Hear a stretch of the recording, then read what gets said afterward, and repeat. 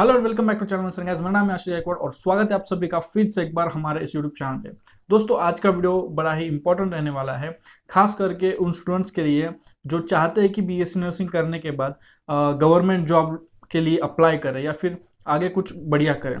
तो दोस्तों क्या है कि अगर आपको फ्यूचर में मतलब बीएससी नर्सिंग डिग्री कंप्लीट करने के बाद अगर आपको अच्छा जॉब चाहिए, गवर्नमेंट जॉब चाहिए, यूनियन मतलब सेंट्रल गवर्नमेंट में हो या फिर स्टेट गवर्नमेंट में हो, तो आपको आपका जो डिग्री कोर्स है, एकेडमिक जो आप पढ़ने वाले हो, वो अच्छे से पढ़ना बहुत ही ज़रूरी है। अब इसमें क्या होता है कि जब अगर आप किसी भी गवर्नमेंट एग्जाम के लिए आप प्रिपेयर करते हो तो उसमें कुछ सब्जेक्ट्स होते हैं जो इम्पोर्टेंट है।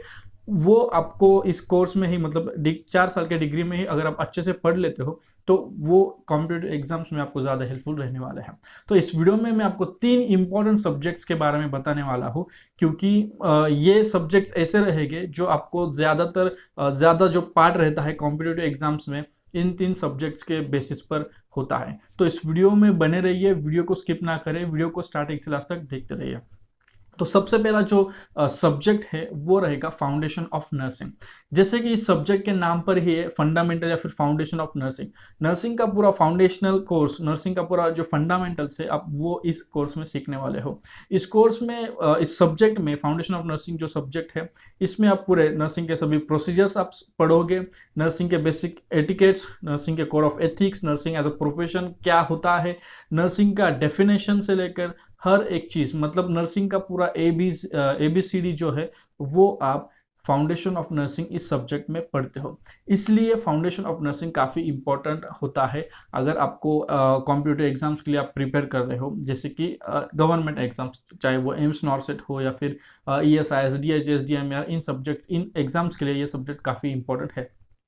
तो गवर्नमेंट एग्जाम्स की जब आप गवर्नमेंट जॉब के लिए जो एग्जाम्स आप देते हो उसमें से काफ़ी ज़्यादा ऐसे क्वेश्चंस होते हैं, जैसे कि रूट ऑफ ड्रग एडमिनिस्ट्रेशन के रिगार्डिंग जो सवाल होते हैं, कितने ml का सिरिंज है, मतलब वायल क्या होता है, what is vial, what is difference between ये एम्पूल एंड वायल, और काफ़ी अदर जैसे रबर गुड्स के रिगार्डिंग क्वेश्चन होता है, कैसे आप हैंडल करोगे, केयर ऑफ डाइंग पेशेंट्स, किस तरीके से आप पेशेंट्स को डाइंग पेशेंट्स को हैंडल करोगे, और मेनी मोर अदर क्वेश्चंस जो कि आप इस सब्जेक्ट में सीखने वाले हो। So that is the reason why this is very important subject.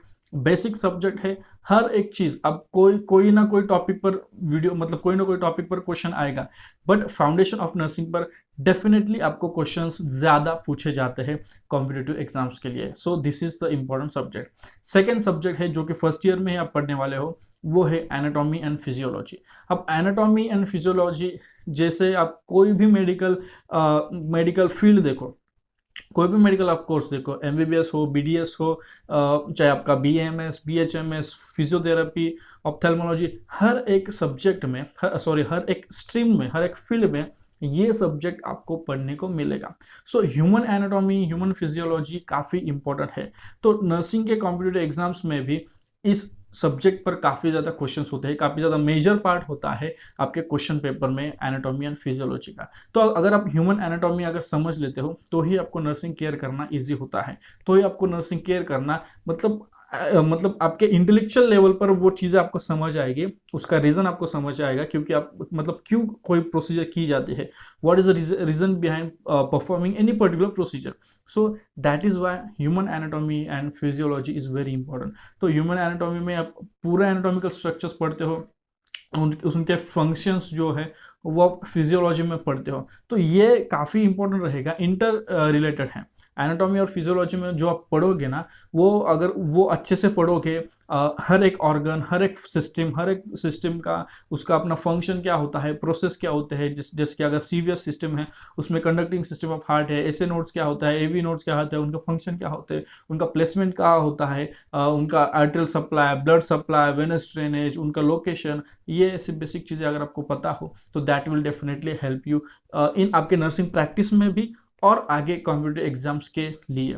तो बेसिकली ये सब्जेक्ट्स आपको, ये जो एनाटॉमी और फिजियोलॉजी है, इसमें मेजर पार्ट आपको आपके नर्सिंग में ही, जब आप नर्सिंग प्रैक्टिस करते हो उसमें ही इसका नॉलेज आपको हेल्पफुल रहेगा। सेकेंडली, जब आप कॉम्पिटिटिव एग्जाम्स के लिए प्रिपेयर करते हो, जैसे कि गवर्नमेंट एग्जाम्स होते हैं, गवर्नमेंट जॉब्स के लिए, तो उसमें भी ये सब्जेक्ट आपको ज़्यादा हेल्पफुल रहेगा।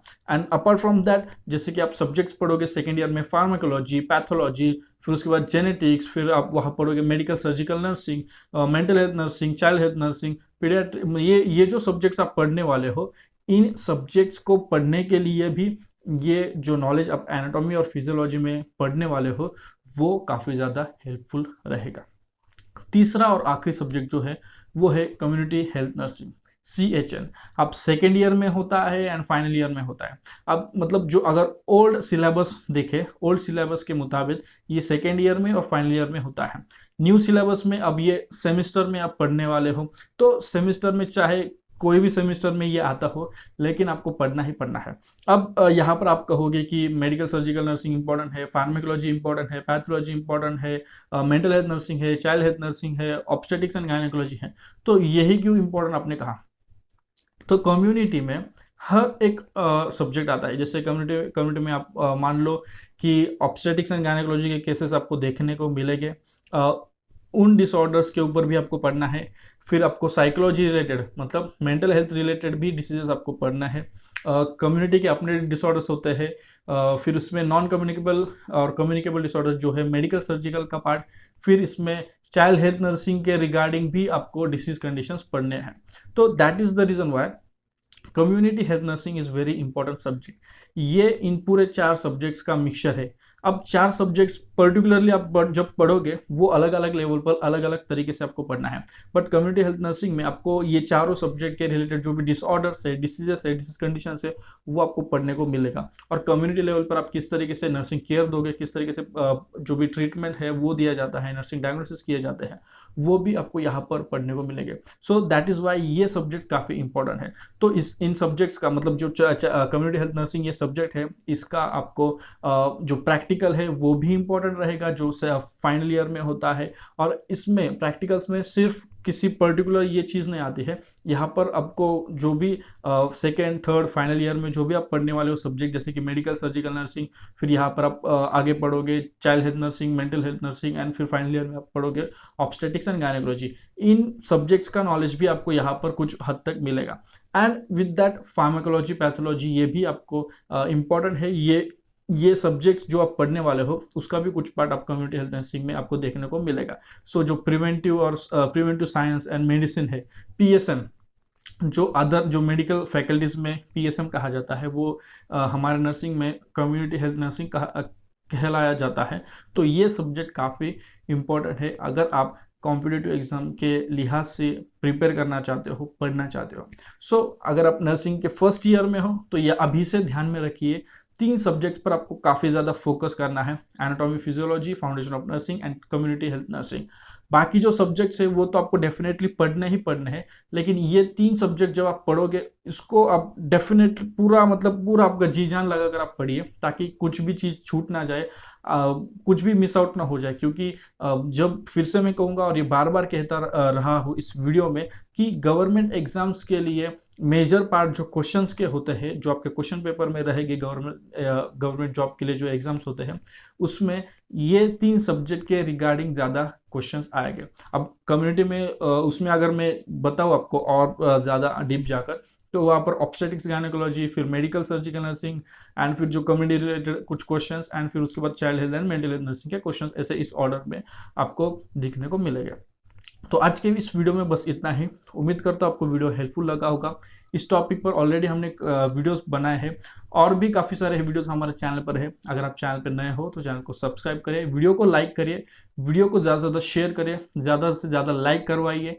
जितने ज़्यादा लाइक आप करोगे उतना ज़्यादा इंकरेजमेंट मुझे मिलेगा। आप आपके टॉपिक्स जो है या फिर आपके कोई डाउट हो तो नीचे कमेंट बॉक्स में कमेंट करके बोल सकते हो, लिख सकते हो। अब क्या है कि हर एक कमेंट को मैं रिप्लाई नहीं देता, या फिर हर एक कमेंट को रिप्लाई करना पॉसिबल नहीं होता, लेकिन हर एक कमेंट मैं पढ़ता हूँ। उसके अकॉर्डिंग कुछ पोस्ट होते हैं जो मैं इंस्टाग्राम पर डालता हूँ या फिर कम्युनिटी पोस्ट में डालता हूँ। मोस्टली मैं इंस्टाग्राम पर डालता हूँ। तो अगर आपने कुछ कमेंट किया है उसका रिप्लाई या फिर कुछ चीज़ें उसके रिगार्डिंग कुछ कंटेंट आपको देखना है तो डेफिनेटली आप मेरा इंस्टाग्राम हैंडल जो है वो चेक करिए, नीचे डिस्क्रिप्शन में लिंक मिलेगी, वहाँ से आप मुझे DM कर सकते हो या फिर फॉलो कर सकते हो, या फिर आप मुझसे कांटेक्ट कर सकते हो, इंस्टाग्राम पर बात कर सकते हो। उसके अलावा जो भी एडमिशन की प्रोसेस चल रही है, अगर आपको किसी भी प्रकार का डाउट हो एडमिशन के बारे में, आपके एकेडमिक्स के बारे में, पढ़ाई के बारे में, तो और आप मुझसे बात करना चाहते हो इन पर्सन, तो क्योंकि काफ़ी स्टूडेंट्स ऐसे होते हैं मुझे नंबर मांगते हैं, इंस्टाग्राम पे कमेंट करके भी मांगते हैं। तो अगर आपको मुझसे बात करनी है तो वो पॉसिबल है, लेकिन वो पेड कंसल्टेशन कॉल रहेगा। नीचे डिस्क्रिप्शन में पहले लिंक आपको मिलेगी, उस लिंक पर आप क्लिक करिए एंड वहाँ से आप कॉल बुक कर सकते हो एंड आप उससे बात कर सकते हो। तो इस वीडियो में बस इतना ही, मिलते हैं किसी और वीडियो में किसी और टॉपिक के साथ। तब तक के लिए शालोम, शांति और सलाम, बाय बाय।